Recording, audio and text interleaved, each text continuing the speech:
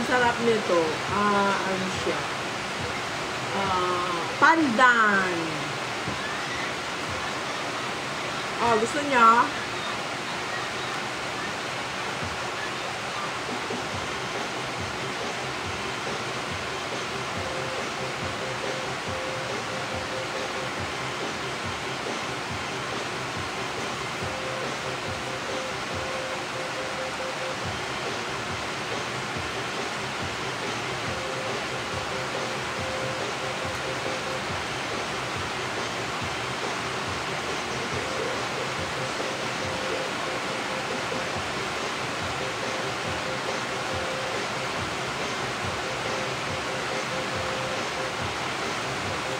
Ang haba pa naman.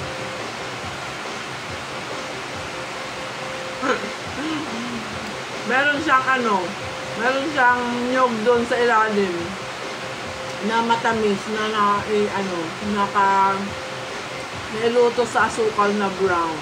Oo, malagkit siya na nakulayan ng pandan, tapos may nyog sa doon sa loob. Yan.